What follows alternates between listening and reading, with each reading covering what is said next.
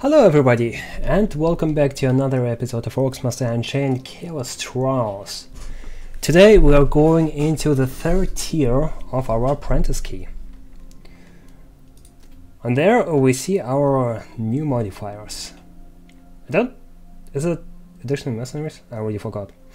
But we do have lightning armor, mercenary spot on death, so we are not allowed to die. Disabled gear, primary knockback, and additional mercenaries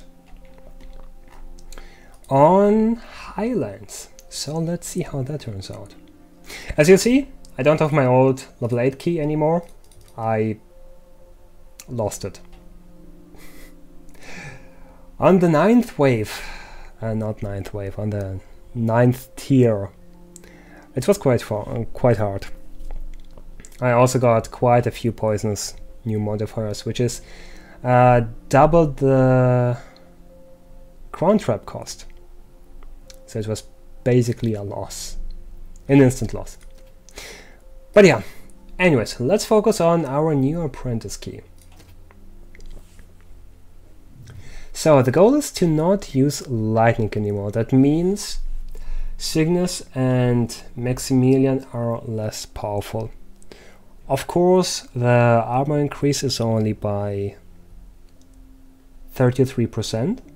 I mean, our damage reduction is by 33%, considering how armor works in the game. So it's not as bad. We still can go with Cygnus, Maximilian, and even Zoe, considering her RNG. But it is more sensible or more reasonable to go with a different element. That's why we are going with Midnight on this one. With her. Let's go standard. Let's go with the standard kin. Our build for this one will be a barricade, a floor scorcher, a viscous tower, a flip trap. No war charger anymore, so that's why we go with grinder. A haymaker is also not required. We will take a swinging mace on this one, considering the physical damage is still real. And also a big game hunting ballista, because we have issues with our mercenaries. So, despite this being a apprentice level, we still have mercenaries. Mercenaries, as far as I'm aware, appear only in War Mage. So this is definitely an increased difficulty for relatively newish players. So if you're currently in that relatively lowish rank right now, I'll wait a little bit with those chaos keys. First off, your increased level will help you out. Your count level will increase the HP and the damage of your hero. And also you will get more experience how to take on certain mercenaries, how to fight rifts, if there's a modifier for rifts. And you will also learn how to deal with explosive guys, basically sappers, which also do not appear in the apprentice difficulty. But anyways, this is our loadout, so let's go. There's no real need to check out every resonator in our traps. I think I did it the last episode. So it is relatively good how it is. We're definitely going with bear hugs, because we will reduce the cooldown of our abilities and also increase the damage of our hero by 8%, considering she is melee.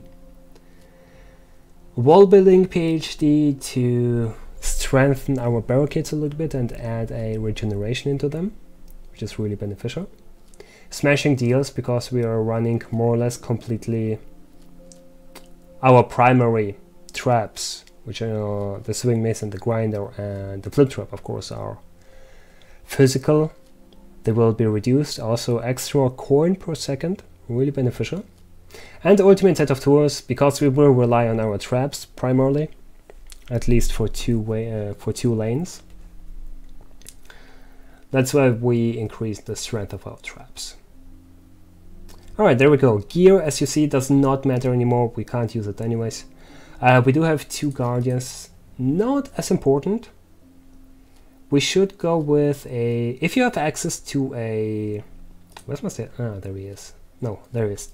To a Stablehand Guardian, He reduces movement speed of enemies, and he buffs the movement speed of heroes. So it's definitely beneficial to have one somewhere in the bag to use this one. The other one is not really that important. I prefer to go with a home slot buff, basically plus 35% damage and health. That's why I'm going with a Dragon Guardian in here. And let's go! Also, I forgot how this map works. This is really unfortunate. I totally forgot how this map works. Where are the enemies spawning? Not where, I know where, but which enemies are spawning? On which lane? This is really unfortunate. Alright. Okay, and there we see the key modifiers again, also on top of our screen. So the first Guardian we need, he will be placed over here, considering this will be my primary lane. This lane will have many runners, and I will take care of them by myself. In here we do have basically a mix of everything, and I want to keep this lane self-sustained, not self-sustained, self-sufficient. So that's why we're going with 4 barricades to force them to stay close to the wall, and we're going with swinging maces and grinder again, like we did on the last map. The good thing is, considering my level is relatively high-ish, there's no need to go for an insane amount of traps. So it's also possible to go with more ballistas and even more ballistas. Arcane and physical ballistas does not really matter, even though the arcane ballistas are a little bit cheaper. But yeah, there's no need for it. Also, our traps are a little bit high, so it's good. And last time I said you should pay attention to the HP of the HP bar of the enemies. As you see right now, the light orcs have 2 bars full.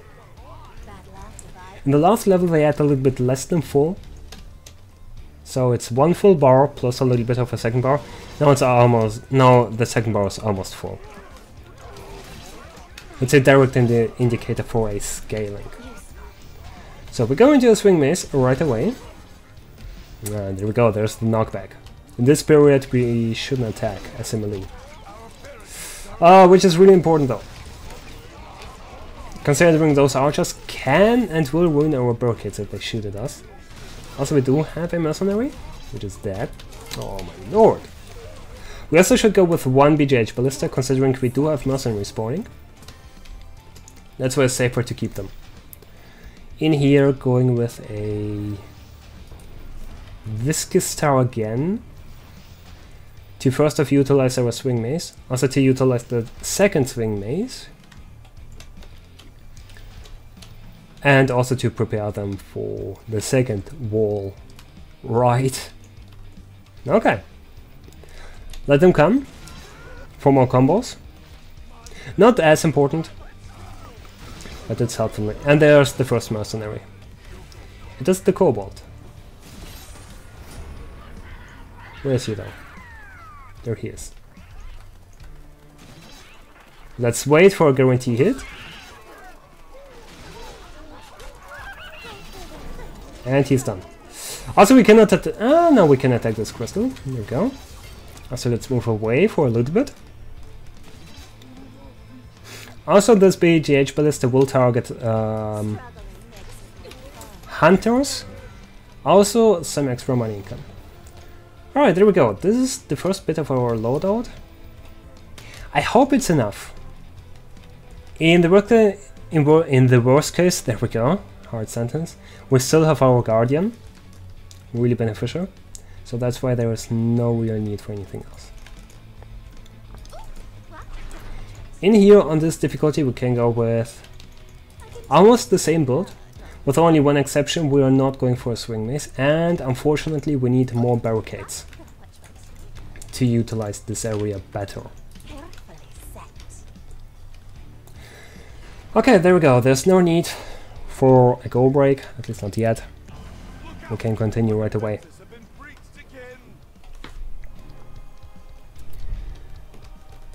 So I personally would recommend, if you have a trade that gives you money, that provides a passive money income, stall for as much time as you can. It's only 1 coin per second, but if you stall enough time, you will in the end be able to afford a trap that you couldn't afford. Basically, it will create a gap closer. Not as meaningful, unfortunately, but it can matter. It has the potential to matter. And there we go, and here we're going with an increased money gain.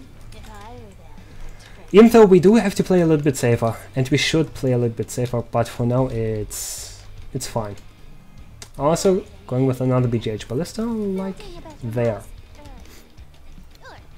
Against potential bosses. I don't remember if we have any boss in here, but definitely against mercenaries.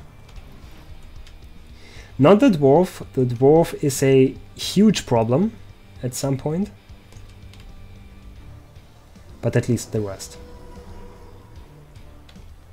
Okay, let's go a little bit back. Hopefully get 1 or 2 combos out of it, and we also should save some money for the next wave, which is on the other side. Which is not wave, but lane. Okay, there we go. Archer's also dying.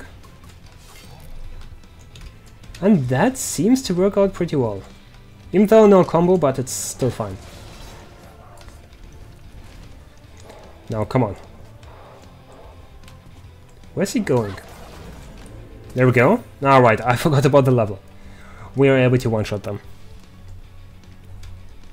Which, even in that case, I'm still a little bit cautious about taking them. Because a few mercenaries have the power to ruin the run. So always be careful. Let's remove those 2. There's not a huge need for them just yet. In the middle we have the Guardian as a backup. That means we will focus entirely on this lane. So again, since there are no stars, just enjoy the goal break. Enjoy it entirely. You don't have to rush, you shouldn't even rush. There's no need for it. Just take your time. If you're playing max, of course in my case it's 33% less damage from max, but still, if you're going for max with a passive money income, go for it. Try to utilize it as much as possible. You will not regret it. You could place a few flip traps. The flip traps could help out, but in the end it's too many runners. The majority will still make it. And there they are. And of course I do have the knockback. There we go, no knockback. Let's just get them as soon as possible, so we don't have to struggle with them as much. And there we go, we can place a Viscous down, and we should do it right away. And there we go, this is the area where we can actually tank them. So what we also could do is we go invisible and then we just poison them all. Also it appears we do have someone on this side, which is a hunter. And there we go, poisoned. Now let's play it a little bit more safe. Going with another Fire Flipper. Sorry, I mean Fuel Scorcher. And a grinder in here. So it's Dread. Dread is not a big concern. In the end we still have our Guardian, so this will be fine.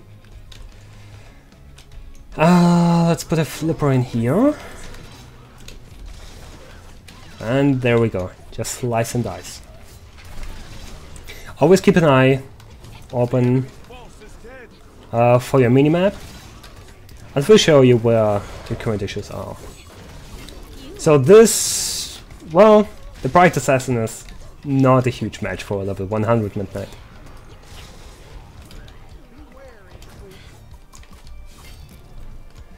So again, I should utilize the money. Oh no, wait. I shouldn't utilize the money. Or the passive mining income. Considering we have only those two hunters alive, we can just poison them and end the game right away. What I'm going to do. And there we go.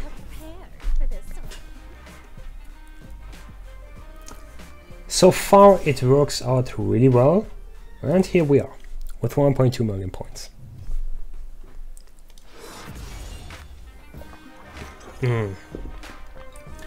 So new modifier, let's see what we get. Oh, it's nothing. This is really fortunate. If you're lucky enough for positive traits or no traits whatsoever, embrace it. And there we go, the next map is Baths. So that seems really good. There we go, a few more jibs. This is what I get. Also a few more skulls, and this is it. Also, as you can see, there is a visible change to those keys, which is really great. But yeah, anyways, I hope you enjoyed it. Thank you for watching. If you enjoyed this episode, consider to like it and to subscribe for more episodes. If you don't like it, well, it was nice having you on this episode. Otherwise, have a nice day, and I'll see you next time.